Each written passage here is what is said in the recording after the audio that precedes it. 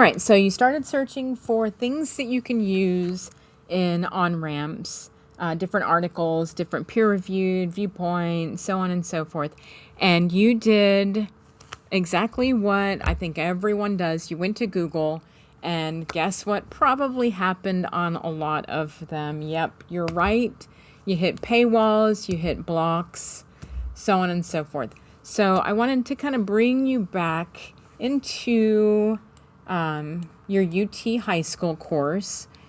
And this is our landing page for it. And just kind of point out to you that there is a direct link to UT's library databases. Really good practice to get used to using college databases. They are wildly different than the ones that we are provided, mostly because of the volume of databases that they have, which is beneficial to you, but at the same time, incredibly daunting when you open up things and go, oh my gosh, there's like 5 billion things that I could be looking for. I'm going to do what anybody would do. I'm going to type in food in the US. That happens to be our topic this year. Hopefully I won't have to remake this video every year, so you may have a different topic, and you may be super jealous that this year's group got to investigate food, and I don't know what y'all are going to be investigating later on. Very cool topic. I typed in opinion piece because I think that's a good way for us to filter. That doesn't mean I'm going to stay here, because then I get all sorts of things. I get a Substack, I get a Reddit, so on and so forth. I even get some things that are NIH. Those would be kind of, medium to high tier, not what we're looking for in terms of what we do for rhetoric when we're looking for our viewpoint sources. So I type in opinion, and now I'm going to click on the filter of news. And just for argument's sake, I'm going to kind of forward to, not argument's sake, but for research purposes, so I can show you some things. I'm going to forward it to an article that was published February 8th of 2026. And it looks interesting.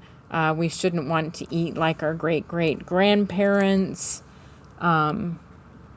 And what I'm going to do is I'm going to bring that back to the database, and I'm going to search for it and see if it pops up, which it didn't. That doesn't mean that I'm hitting a dead end. That means I'm going to try something else. Okay.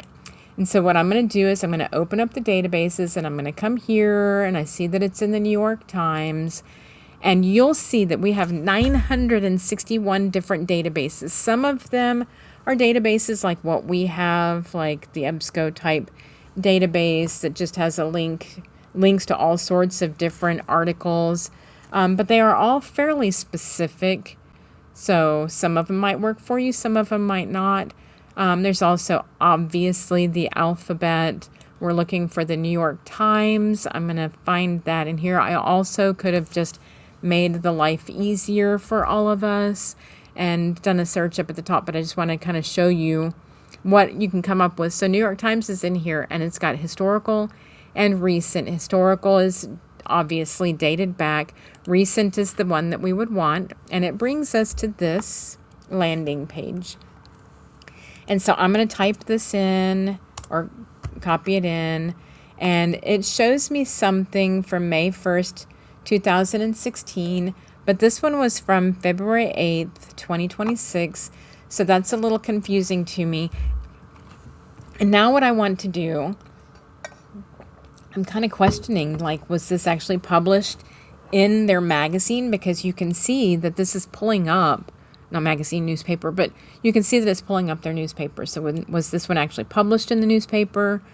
And to find that info, you're going to scroll all the way down.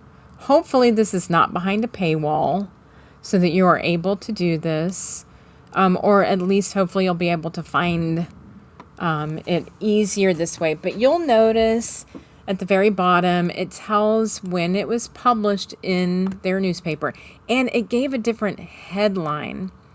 So interestingly enough, titles for articles can change depending on where they're published. Okay, and then when I do that, then it takes me to what I'm looking for, and I can click on that, and there it is. So that was almost magical.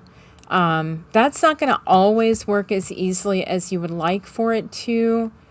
So sometimes you're able to view something one time, and then it does hit a paywall, or sometimes you're seeing it within your search and all you have, like, I can't access it because there's a block on campus or whatever, and you want to like get the work done. Sometimes all you have is a date. And so what you at that point would want to do is you would want to come back into the database, and you would want to actually use that date as your filter. So you would come in here and literally, like you could just type it in here and see what happens with that. It does sometimes take a little fancy footwork to get exactly what it is that you want and need. And you look at the other video that I made on our on-campus databases. So if it doesn't work in that particular instance, then let me just get off of that. Okay. If it doesn't work in our databases, then come here, or maybe try this one out first because you have so many more possibilities. Okay, hopefully this is helpful.